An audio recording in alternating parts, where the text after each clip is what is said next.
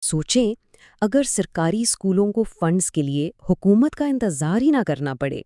آج ہم پنجاب کی ایک ایسی ہی بڑی دلچسپ پالیسی پر بات کر رہے ہیں جو اسکولوں کو مالی طور پر خود مختار بنا سکتی ہے۔ ذرا تصور کریں، ایک ایسا اسکول جو اپنی لائبریری، اپنی سائنس لیب یا کھیل کا میدان خود تعمیر کر سکتا ہو۔ اور وہ بھی لمبی سرکاری کارروائیوں اور بجٹ کی منظوریوں کا انتظار کیے بغیر، تو کیا یہ ممکن ہے؟ جی ہاں، یہ کوئی خیالی بات نہیں ہے، بلکہ یہ ایک حقیقی پالیسی ہے جسے پنجاب کا محکمہ تعلیم متعارف کروا رہا ہے تاکہ اسکول اپنے وسائل خود پیدا کرنا سیکھیں۔ تو آئیے اس کی تفصیلات میں چلتے ہیں۔ اس ماڈل کا نام ہے innovative financing and partnerships model. اس کا بنیادی مقصد ہے اسکولوں کو یہ اختیار دینا کہ وہ اپنی غیر استعمال شدہ یا پھالتو جگہوں کو آمدنی کے ذریعے میں بدل سکیں۔ اچھا، یہاں ایک بہت بڑا خدشہ ذہن میں آ سکتا ہے کہ کیا سرکاری زمین بیچی جا رہی ہے؟ تو دیکھیں، اس پالیسی کی سب سے اہم اور پہلی بات ہی یہی ہے کہ اسکول اپنی کوئی عمارت یا زمین فروخت نہیں کرے گا، بالکل نہیں۔ یہ صرف ایک مقررہ مدت کے لیے، یعنی ایک لمیٹڈ ٹائم کے لیے جگہ لیز یا کرائے پر دے گا۔ تو سوال یہ پیدا ہوتا ہے کہ کسی اسکول کو یہ کیسے پتہ چلے گا کہ اس کے پاس تجارتی مواقع موجود بھی ہیں یا نہیں؟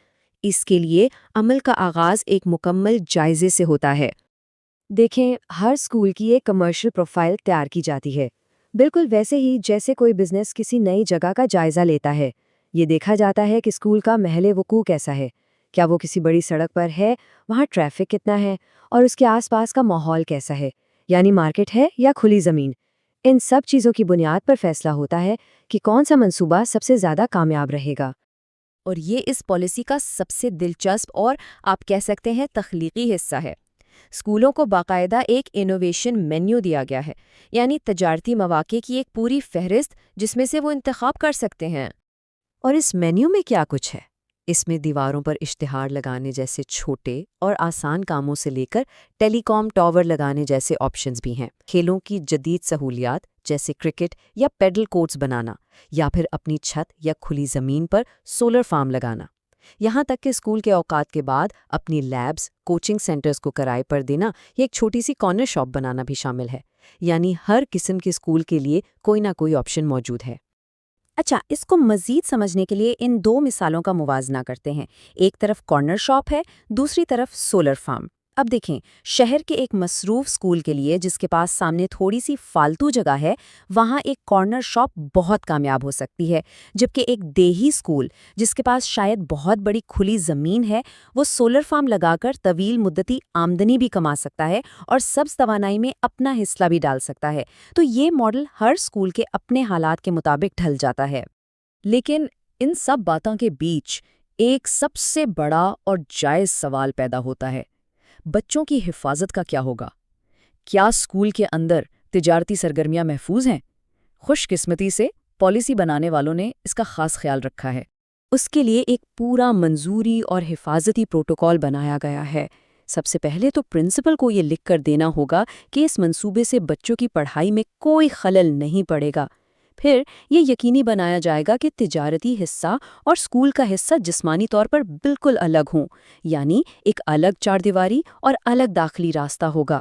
یہاں تک کہ دونوں حصوں کے بیچ کم سے کم 10 فٹ کا فاصلہ بھی رکھا جائے گا۔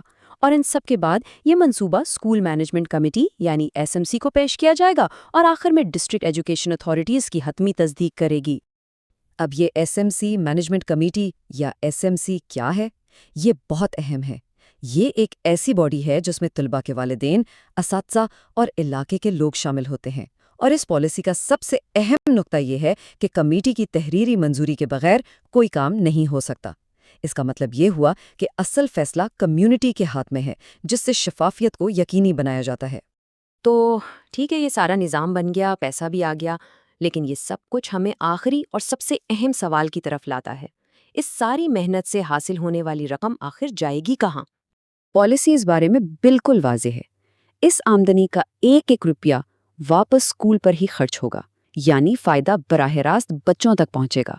پنجاب کی یہ پالیسی صرف اسکولوں کے لیے ایک ماڈل نہیں، بلکہ یہ ایک نئی سوچ کا آغاز ہے۔ یہ ہمیں یہ سوچنے پر مجبور کرتی ہے کہ ہمارے ارد گرد حکومت کے کتنے ہی ایسے اثاثے ہیں جنہیں اسی طرح تخلیقی انداز میں استعمال کر کے براہ راست عوام کی بھلائی کے لیے وسائل پیدا کیے جا سکتے ہیں۔